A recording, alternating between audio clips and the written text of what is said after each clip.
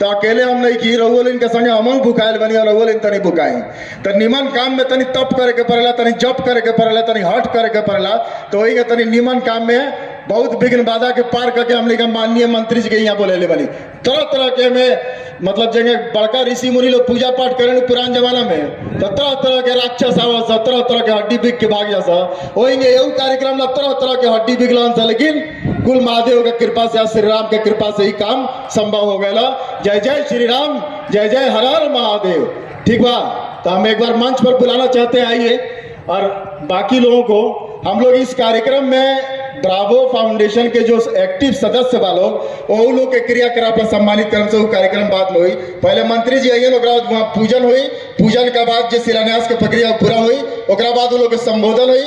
एक बीच में अगर केहू का बहुत भूख लागल हो तो खाना खा सकता, हम करो जबरदस्ती नहीं की करे, और नहीं के लागल तो थोड़ा देर रोक ली, लेकिन बर्दाश्त करे में फायदे बा का बाकी ना जी, बर्दाश्त करे में बहुत लोग के आवाज नहीं के निकल है, बर्दाश्त नहीं क्यों हो जाता। आज यहीं में 5-7 मिनट निकाली लोगिन, तो हम देता नहीं माइक यहाँ कहीं, आप एक बार जरा हम लोग का पूरा डिस्प्ले बताइए। और एक बात और बताए कर मंच पर बानी था कि बहुत लोग हमार दवाई के गूगल करेला, अगर सब लोग गूगल करेला, केहू के नाम देम तो गूगल करी लोग, कंपनी के नाम तो गूगल करी लोग, तो बहुत लोग हमने के दवाई गूगल करेले जैसे पैरासीटामोल बना लें गिरा।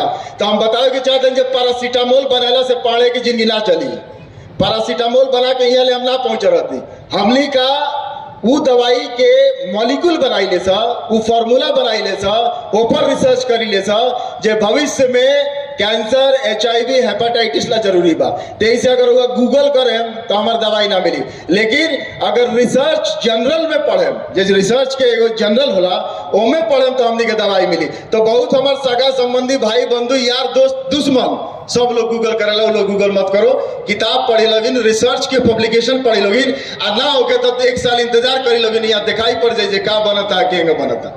ठीक बात, धीरजे दम आ सबूरे बेटा, ये बात तो सब लोग सुन ले हुई जी, तो तनी दिन सबूर कर ली लगिन। ठीक बा, अब बुझाता उनका सायरन उरन बाजे लगा, बुझाता आ गए, हम जाते नहीं उनका नीचे स्वागत करें, उनके संग उनका के जोड़े। और बाकी लोग से अनुरोध बा कि जो बाहर खड़ा बोलो तनी कुर्सी में बैठ जालो ना, तो कुर्सी नहीं के भरत तो बाकी नेताजी लोग कही जाएंगे प्रोग्राम में फॉलो होगा। ठीक बा नु, जय हिंद, जय चंपारण। लोग का बुझाइल जी चुनावे की तैयारी ला उद्योग लगाओ तरह, लेकिन ईमानदारी से आप मेरी बात मानिए, ईमानदारी से आपको ये वादा कर रहे हैं कि इस जगह पर ये बड़ा उद्योग खुलेगा और इस जिला जवार के लोग यहाँ नौकरी करी। एमे ऐसा नहीं कि हमारा भतीजा के नौकरी देवे बच्चा, हमारा बेटा के नौकरी देवे बा, जो लोग भीड़ में आयल बनू वह लोग नौकरी करी, और वह लोग एक मालिक हो, वह लोग एमे काम करी। तो वही लोग ला ही बनाओ तनी शौक बा, हर आदमी का जीवन में एगो शौक होला। हमरो